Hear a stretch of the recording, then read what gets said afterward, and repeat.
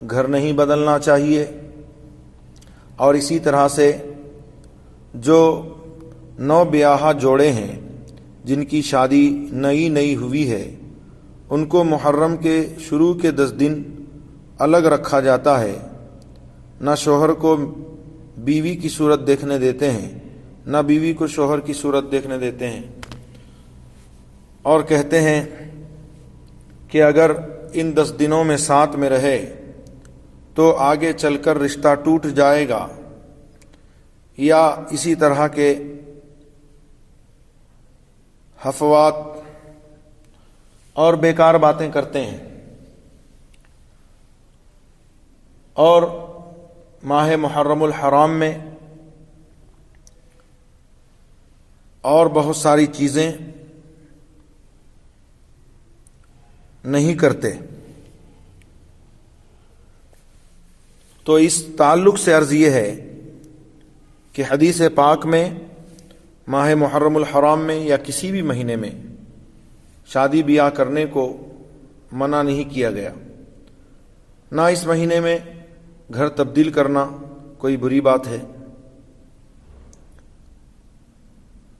اور میاں بیوی کو جو الگ الگ رکھا جاتا ہے یہ دونوں پر ایک طرح سے ظلم ہے کہ بالکل نئے جوڑے ہیں، نو بیاہا ہیں، نئی شادی ہوئی ہے، اس وقت تو دلہن کو اپنے دولہا اور دولہا کو اپنی دلہن کی ضرورت ہوتی ہے، اور ماں باپ یا خاندان والے رشتہ دار ان کو الگ کر دیتے ہیں۔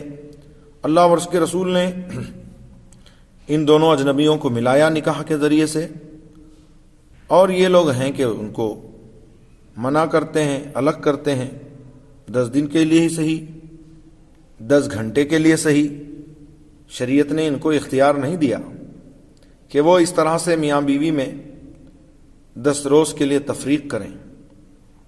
اس طرح کا کوئی معاملہ نہیں ہے، بالکل میاں بیوی جن کی نئی شادی ہوئی ہے وہ ماہ محرم الحرام میں ساتھ رہ سکتے ہیں، اس میں شرعاً کوئی حرج نہیں ہے، بلکہ ایسے رواج کو ختم کرنا چاہیے۔ جو اس غلط رواج کو ختم کرے گا وہ ثواب پائے گا۔ ایسے ہی ماہ سفر کو جاہلوں میں منحوس سمجھا جاتا ہے، اس میں نہ شادی بیاہ کرتے ہیں نہ کوئی اور جائز تقریب، بلکہ لڑکیوں تک کو اس ماہ میں رخصت کرنا معیوب یعنی عیب کی بات اور منحوس خیال کرتے ہیں، حتیٰ کہ بعض لوگوں میں اس ماہ کے دوران سفر کرنے سے بھی سخت پرہیز کیا جاتا ہے، کہ بعض لوگ سفر بھی نہیں کرتے، ماہ سفر میں سفر نہیں کرتے۔ خصوصاً ماہ سفر کی ابتدائی 13 تاریخیں بہت زیادہ نحس یعنی منحوس مانی جاتی ہیں، اور عورتیں ان کو 13 تیزی کے نام سے یاد کرتی ہیں، بلکہ عورتوں کی زبان میں اس مہینے ہی کو 13 تیزی کا مہینہ کہا جاتا ہے۔ یہ سب جہالت کی باتیں ہیں۔ اس مہینے میں بھی 13 دن وہ نویلے جوڑے کو الگ الگ رکھتے ہیں، یہ سب باتیں خلاف شرع ہیں۔ حدیث شریف میں فرمایا لا سفر کوئی چیز نہیں، یعنی لوگوں کا اسے منحوس سمجھنا غلط ہے۔ ماہ سفر کا آخری چہارشنبہ ہندوستان و پاکستان میں بہت منایا جاتا ہے، لوگ اپنے کاروبار بند کر دیتے ہیں، سیر و تفریح و شکار کو نکل جاتے ہیں، قافلوں کی شکل میں خاندان و گھرانے کے افراد باغوں دریاؤں کے کنارے یا ایسی دوسری تفریح گاہوں میں ڈیرا جما دیتے ہیں، پوریاں پکتی ہیں، کڑھائیاں چڑھتی ہیں، پکوان تیار ہوتا ہے، پھر سب مل کر کے کھاتے پیتے ہیں، نہاتے دھوتے، خوشیاں مناتے اور دھماکے چوکڑی مچاتے ہیں، اور کہتے ہیں کہ حضور اقدس صلی اللہ تعالی علیہ وآلہ وسلم نے اس روز غسل صحت فرمایا تھا۔ اور کرناٹک کے کچھ علاقوں میں سفر کے مہینے میں جو آخری چہارشنبہ ہوتا ہے تو اس میں یہ بھی دیکھا گیا کہ صبح سویرے لوگ نہا لیتے ہیں، پھر ایک برتن میں تیل ہوتا ہے، میٹھا تیل، اس میں سب اپنی صورتیں دیکھتے ہیں. اس کے بعد روٹیاں پکائی جاتی ہیں، اس کے ٹکڑے کیے جاتے ہیں. پھر روٹیوں کے ٹکڑوں کو گھر کی چھتوں پر ڈال دیتے ہیں کہ کوے کھائیں گے، اور چاول، دال، انڈا وغیرہ صدقہ نکالا کرتے ہیں. پھر اس کے بعد چلے جاتے ہیں پکنک کرنے کے لیے سیر گاہ میں، تفریح گاہ میں، جھولا ڈالتے ہیں اور جھولا جھولتے ہیں. یہ سب باتیں بالکل خلاف شرع ہیں، ایسا شریعت میں کچھ نہیں ہے. رہی بات صدقے کی، تو صدقہ ہر وقت دیتے رہنا چاہیے. صدقہ 70 بلاؤں کو دفع کرتا ہے، بری موت کو دفع کرتا ہے، اللہ تعالیٰ کے غضب کو ٹھنڈا کرتا ہے. لیکن اسی دن خاص کر لینا کہ دینا ضروری سمجھنا، یہ غلط بات ہے. اور یہ کہ اس دن سیر و تفریح کو نکل جانا، خوشیاں منانا، اور یہ خیال کرنا کہ حضور اقدس صلی اللہ تعالی علیہ وسلم نے اس روز غسل صحت فرمایا تھا اور بیرون مدینہ طیبہ یعنی مدینہ طیبہ کے باہر سیر کے لیے تشریف لے گئے تھے. یہ سب باتیں بے اصل ہیں. بلکہ ان دنوں میں حضور اکرم صلی اللہ تعالی علیہ وآلہ وسلم کا مرض وفات شریف شدت کے ساتھ تھا، یعنی سختی اختیار کر گیا تھا. اور احادیث پر شاہد ہیں. بخاری شریف کی حدیث ہے کہ آقا کریم صلی اللہ علیہ وسلم کا مرض وفات شریف جو ہے وہ ان دنوں شدت اختیار کر گیا تھا، اور پھر اسی مرض میں آپ نے وصال فرمایا. بحوالہ بہار شریعت وغیرہ. بالخصوص عورتیں ذی قاعدہ کے مہینے کو بھی بہت برا جانتی ہیں، اور ان کی زبان میں اس مہینے کا نام ہی ہے خالی کا مہینہ، گویا یہ تمام برکتوں سے خالی مہینہ ہے. اب بتائیے، اللہ رب العزت نے ایسا نہیں فرمایا کہ یہ مہینہ خالی کا مہینہ ہے. رسول اللہ صلی اللہ تعالی علیہ وسلم نے نہیں فرمایا یہ خالی کا مہینہ ہے.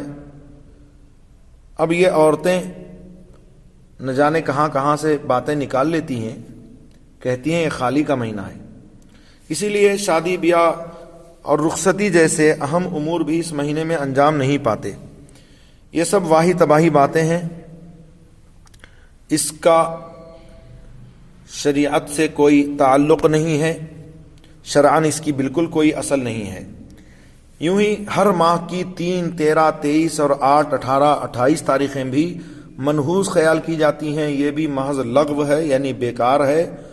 اور حیرت کی بات یہ ہے کہ جاہلوں کا یہ جادو پڑھے لکھے خاندانوں میں بھی چل گیا ہے، اور ایسا کہ لاکھ سمجھاؤ بات سمجھنے کا نام نہیں لیتے. سن لیں گے مگر کریں گے وہی جو ان کے دماغوں پر مسلط ہے، خاص کر عورتیں. میری ماؤں بہنوں کو سمجھنا چاہیے کہ وہ باتیں جن کی شریعت میں کوئی اصل نہیں ہے کیوں کر قابل قبول ہوں گی، اور کیوں کر آپ اس کو اپنا اعتقاد بنا لیں گی. ہمارے لیے، آپ کے لیے، سب کے لیے آقا کریم صلی اللہ علیہ وسلم کے ارشادات عالیہ مشعل راہ ہیں. ہم مسلمان ہیں الحمدللہ. ہمیں نہیں چاہیے کہ ہم غیروں کے تخیلات، غیروں کے عادات و اطوار یا غیروں کے معمولات اپنائیں. ہمیں وہ کرنا چاہیے جو ہمیں اسلام حکم دیتا ہے، جو ہمارے آقا صلی اللہ علیہ وسلم نے ہمارے لیے متعین فرمائے ہیں. اسی میں ہم سب کے لیے بھلائی ہے. بعض کتابوں میں لکھا ہے کہ تانبے کے برتن سے وضو کرنا ناقص ہے، حالانکہ تانبے کے برتن سے وضو کرنا، اس میں کھانا پینا سب بلا کراہت جائز ہے، یعنی مکروہ نہیں ہے. وضو میں کچھ نقصان نہیں آتا. ہاں، قلعی کے بعد چاہیے. بے قلعی برتن میں کھانا پینا مکروہ ہے کہ جسمانی ضرر کا باعث ہے، یعنی اس سے جسمانی نقصان ہو سکتا ہے. اور مٹی کا برتن تانبے سے افضل ہے. آقا کریم صلی اللہ علیہ وسلم نے ارشاد فرمایا کہ جس گھر میں مٹی کے برتن ہوتے ہیں اس گھر کی زیارت کو فرشتے آتے ہیں اور اس گھر میں اللہ تعالی کی رحمت اور برکت نازل ہوتی ہے۔ علماء کرام نے وضو کے آداب و مستحبات سے شمار فرمایا کہ یہ وضو کے آداب میں سے ہیں، مستحبات میں سے ہیں کہ مٹی کے برتن سے وضو کیا جائے اور اس میں کھانا پینا بھی تواضع و انکسار سے قریب تر ہے۔ حدیث میں ہے جو اپنے گھر کے برتن مٹی کے رکھے فرشتے اس کی زیارت کریں۔ رد المحتار بحوالہ فتاوی رضویہ شریف۔ کھانا کھاتے وقت جوتا اتار لینا سنت ہے۔ رسول اللہ صلی اللہ تعالی علیہ وآلہ وصحبہ وسلم فرماتے ہیں جب کھانا کھانے بیٹھو تو جوتے اتار لو کہ اس میں تمہارے پاؤں کے لیے زیادہ راحت ہے، تمہارے پاؤں آرام پائیں گے اور یہ اچھی سنت ہے۔ ہاں، جوتا پہنے کھانا اگر اس عذر سے ہو کہ زمین پر اکڑوں بیٹھا کھا رہا ہے اور فرش نہیں ہے نیچے، تو صرف ایک سنت مستحبہ کا ترک ہے، یعنی چھوڑنا ہے۔ اس کے لیے بہتر یہی تھا کہ جوتے اتار لیتا، اور اگر میز پر کھانا ہے اور یہ خود کرسی پر، میز پر کھانا ہے ٹیبل پر اور یہ خود کرسی پر، تو یہ وضع خاص نصارہ کی ہے۔ نصارہ مطلب عیسائی، کرسچن، اس سے دور بھاگے اور رسول اللہ صلی اللہ علیہ وسلم کا ارشاد یاد کرے، من تشبہ بقوم فہو منہم، جو کسی قوم سے مشابہت پیدا کرے یعنی ان کے طور طریقے اپنائے وہ انہی میں سے ہے۔ اور کھڑے ہو کر کھانا پینا جس کا آج کل عام فیشن چل پڑا ہے، لوگ اس کو فیشن کہتے ہیں، یہ خلاف سنت و خلاف آداب طعام ہونے کے علاوہ، یعنی کھانے کے آداب کے خلاف ہونے کے علاوہ پورا اتباع نصارہ کا ڈھانچہ ہے۔ مغربی تہذیب یعنی ویسٹرن کلچر کے متوالے اسلامی طور و طریق چھوڑ کر یہود و نصارہ کے نقش قدم پر چل رہے ہیں، جبکہ یہ راستہ جہنم کا راستہ ہے۔ کھانا کھاتے وقت روٹی کے 4 ٹکڑے اس نیت سے کرنا کہ دوسرے انہیں سنی مسلمان، چاروں خلفاء کے ماننے والے، چاروں کی خلافت کو حق جاننے والے سمجھیں، اور بچوں کے دلوں میں بھی یہ عقیدہ راسخ ہو جائے کہ چاروں خلفاء کا ماننا فرض ہے، تو اس میں حرج نہیں، جبکہ اس کو اعتقاد نہ بنا لیں، صرف بچوں کو سمجھانے کے لیے ہو۔ بلکہ اگر رافضیوں کے سامنے ان کے چڑھانے کو 4 کریں کہ دیکھو 4 یاران مصطفیٰ ہیں، تو یہ نیت محمود ہے، اچھی ہے، اور انشاءاللہ تعالی اس پر ثواب پائے گا۔ ہاں، جو سنی ایسا مسلمان ایسا نہ کرے، اسے عیب لگانا خود معیوب ہے، یعنی عیب کی بات ہے۔ یہ کوئی ضروری تو نہیں کہ روٹی کے ٹکڑے اس نیت سے 4 کیے جائیں کہ 4 یاران مصطفیٰ صلی اللہ علیہ وسلم ہیں، خلفائے راشدین 4 ہیں، حضرت صدیق اکبر، فاروق اعظم، عثمان غنی، مولا علی رضوان اللہ علیہ اجمعین۔ لیکن اگر کوئی اس نیت سے کرتا ہے کہ بچے بھی سمجھ لیں، اور اگر رافضیوں کو چڑھانے کے واسطے، تو یہ نیت محمود ہے اور انشاءاللہ اس پر ثواب پائے گا۔ بحوالہ فتاوی رضویہ شریف۔ اللہ تعالیٰ اپنے حبیب کریم رؤوف الرحیم علیہ وعلی آلہ افضل الصلاۃ و تسلیمات کے صدقے ہم سب کو احکام شرعیہ پر عمل کی توفیق عطا فرمائے۔ استغفر اللہ ربی من کل ذنب واتوب الیہ۔ یہ فقیر فیاض علی قادری رضوی، خطیب و امام مسجد واحدنا گلشن بغداد بنگلور، آپ سے درخواست کرتا ہے کہ اس درس کو خود بھی سنیں اور احباب کو شیئر بھی کریں۔ فجزاکم اللہ تعالی احسن الجزاء۔ السلام علیکم ورحمۃ اللہ۔